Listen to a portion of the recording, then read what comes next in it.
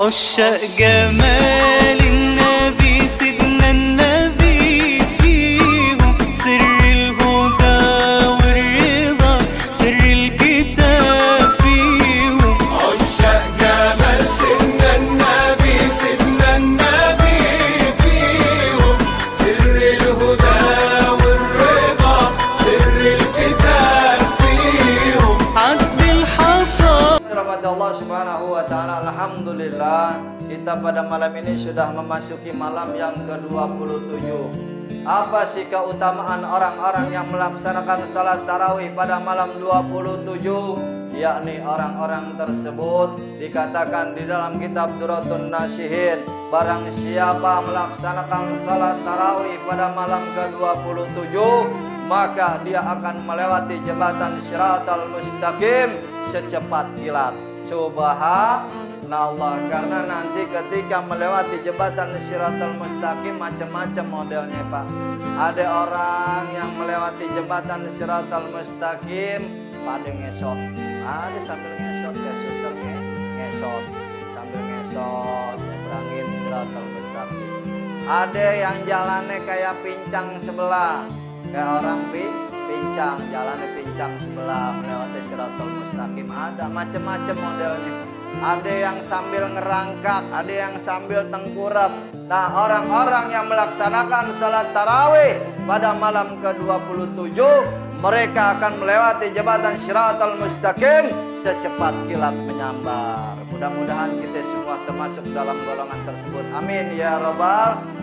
Zaman dirahmati Allah Subhanahu wa taala, sebentar lagi kita sudah habis di dalam bulan suci Ramadan. Apa yang harus kita giatkan, suatu perkara yang akan habis di bulan suci Ramadan ini, yakni kita meningkatkan ibadah kita di bulan suci Ramadan. Karena Allah Subhanahu wa taala membedakan umat-umat yang istiqomah sama umat-umat yang hubud dunia. Nah, ini ketahuannya di akhir Ramadan. Coba bapak-bapak, ibu-ibu perhatiin orang-orang yang istiqomah di dalam ibadah kepada Allah Subhanahu wa taala di dalam bulan suci Ramadan, dia tidak akan pernah kendur dan berhenti melaksanakan ibadah di bulan suci Ramadan. Tapi ketika akhir-akhir Ramadan, subhanallah, masjid-masjid, musallah-musallah, majelis-majelis, barisannya makin hebat. Kenapa Ustaz makin hebat? Makin maju ke depan. Nah ini nih, ya. Ini jadi Allah membedakan umat-umat Nabi yang istiqomah sama yang tidak terlihat pada akhir-akhir di bulan suci Ramadan. Ya, coba ente lihat di mana-mana masjid, di mana-mana musola, makin lama sampai makin maju ke depan, makin kosong. Pada kemana itu jamaah larinya? No, lari ke Sogo Jongkong, lari ke pasar malam, lari ke pasar-pasar kaget, lari ke mall-mall. Kena apa? Dunia. Pada belanja, pada borong, akhirnya kagak tarawih. Bahkan aneh pernah ke Tanah Abang, Blok A, itu banyak orang-orang yang gak puasa. Karena apa? Memikirkan dunianya ketimbang akhirat. Ya orang pada blekok KB semuanya. Orang pada blekok, udah tahuan puasa, siang-siang belanja. Udah desek-desekan, rame, panas-panasan, akhirnya puasanya jebol. Na'udzubillah min jali. Kita yang masih diberikan kesehatan sama Allah, jaga puasa kita, jaga tarawih kita. Ada suatu riwayat di dalam kitab Duratun Nasihin dijelaskan ketika baginda Rasulullah SAW berangkat Isra Mi'raj, beliau ketika di dalam surga tersenyum melihat seorang nabi yang bernama, seorang nabi yang dijuluki kalau bahasa kerennya kita mah Samson Al-Ghazi, ya, Sam'un Al-Ghazi, yang disebut juga kalau peribahasa sekarang Samson, mempunyai kekuatan yang sangat luar biasa. Samson itu ada sejarahnya, itu adalah sebagian sejarah daripada para rasul, yakni Nabi Sam'un Al-Ghazi namanya. Baginda Rasulullah SAW ketika masuk surga, melewati surga Isra Mi'raj, dia tersenyum melihat Nabi Sam'un Al-Ghazi memasuki surga sendirian. Gak ada umatnya sama sekali. Gak ada umatnya satupun yang mengikuti dia. Beliau berdakwah syiar selama 83 tahun. Tidak ada umatnya satupun yang mengikuti. Tapi umat-umat baginda Rasulullah SAW dengan hanya satu malam ia mendapatkan pahala 83 tahun di malam Lailatul Qadar. Alhamdulillah kita masuk nih malam ke Lailatul Qadar yang disebutkan Nabi malam ganjil, malam ke-27. Kalau aneh rasa-rasa menurut naluri aneh sih insya Allah pada malam ini. Kita lihat lingkungan sekitar kita, pohon pada adem, kagak ada yang goyang. Suasananya adem, enak, nggak panas, nggak hujan, nggak kayak kemarin-kemarin malam ganjil hujan mulu. Ini alhamdulillah cerah nih. Ya, udara juga enak. Lihat pohon-pohon nggak ada yang berisik, tenang. Itu salah satu tanda-tanda. Mudah-mudahan malam ini malam Lailatul Qadar. Amin ya robbal alamin. Siapa orang-orang yang mendapatkan malam Lailatul Qadar keutamaannya, maka orang tersebut akan diangkat derajatnya sama Allah Subhanahu wa taala, dimuliakan di dunia dan di akhirat, dimudahkan segala urusan-urusan duniawi akhiratnya. Tuh, dimudahin urusan-urusan dunia, Pak. Kalau kita yakin istiqomah ngelaksanain sholat tarawih, kita mendapatkan malam Lailatul Qadar, maka Allah angkat derajat kita, Pak. Allah muliain derajat kita. Allah mudahin tuh segala urusan-urusan duniawi akhirat kita. Ya, emang kita manusia, Pak, nggak akan bisa sanggup ngurusin manusia. Satupun nggak ada yang sanggup ngurusin keduniaan kecuali orang-orang yang dekat kepada Allah Subhanahu wa taala. Banyak orang pada stres mikirin dunia, banyak orang banyak duit, punya apartemen, mobil mewah dan segala macam, banyak yang stres. Kalau tidur aja minum pakai obat tidur nggak bisa.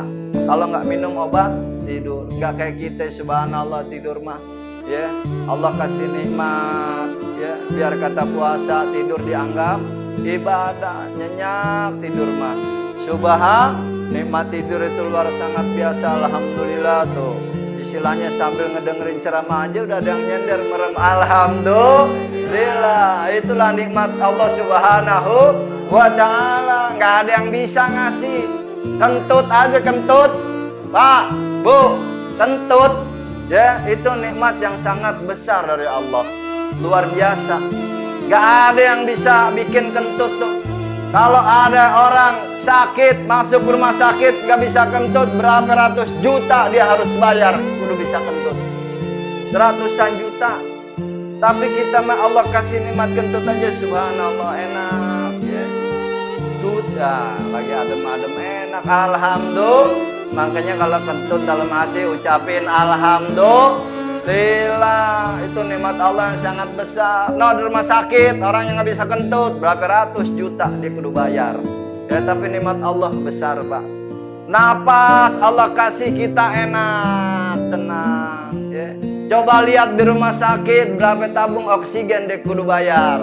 Kemarin tuh ya, suasana tabung oksigen susah nyari tabung ke sono kemari. Buat apa napas, tapi kita alhamdulillah napas mah kita syukuri, berbanyak di akhir daripada Ramadan ini, banyakin syukur. Kata Al-Imam Ghazali, dimasuk akhir daripada bulan Ramadan, perbanyak syukur, perbanyak zikir, jangan leha-leha. Bahkan baginda Rasulullah SAW mengikat erat kencang daripada perutnya. Untuk apa? Supaya ia memperbanyak ibadah di akhir-akhir bulan suci Ramadan. Ini Allah beda ini. Orang-orang yang istiqomah sama orang-orang yang hubbud dunia, senang dunia, cinta dunia, Allah bedakan di akhir daripada bulan suci Ramadan. Kelihatan, Pak. Ya, orang-orang yang istiqomah sama Allah mah terus jalan taraweh. Sampai akhir, sampai habis. Apapun kondisinya dia jalanin. Ya, insya Allah, Pak, kalau kita 30 hari full laksanain sholat tarawih, maka akan mendapatkan malam Lailatul Qadar. Subhanallah, kalau orang-orang yang mendapatkan malam Lailatul Qadar akan merasakan dirinya sendiri, akan dirasakan, Pak. Ya, nanti ada perbedaan-perbedaan, perubahan hidup di dalam kehidupan kita.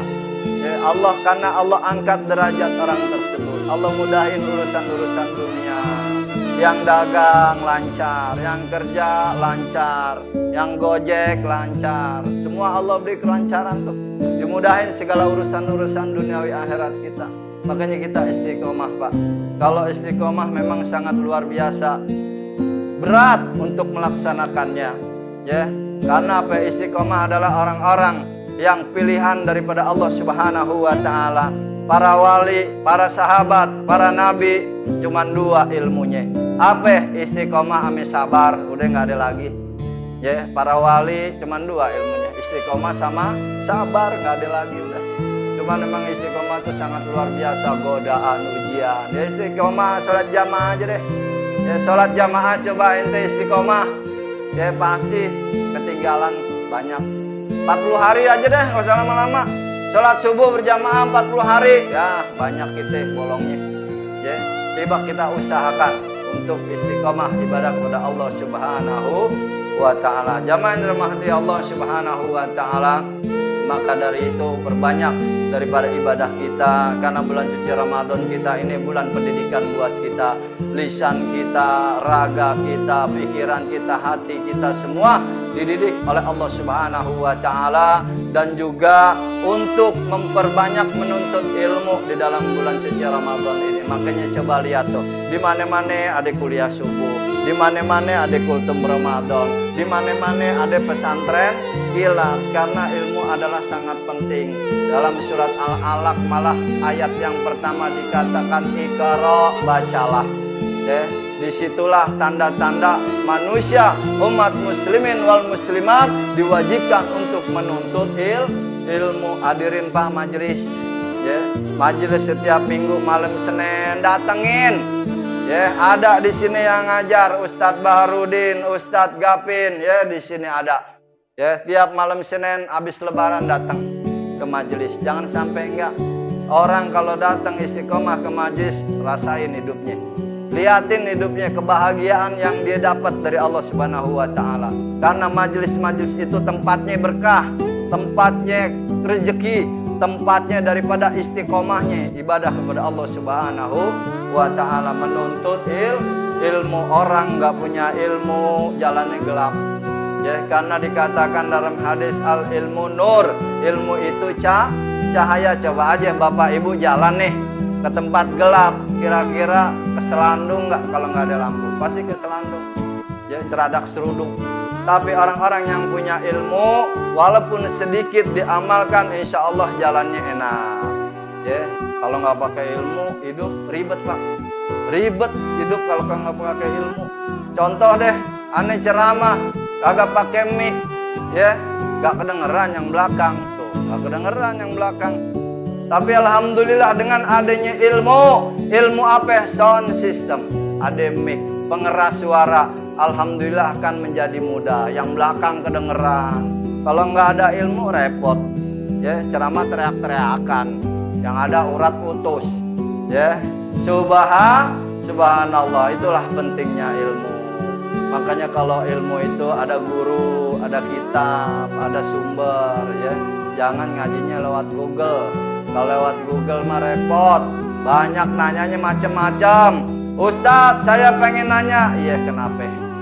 Pengen nanya, Ustadz, kalau habis wudu kentut batal nggak? Ya batal, PA. Lo mau nanya apa, mau ngetes gua?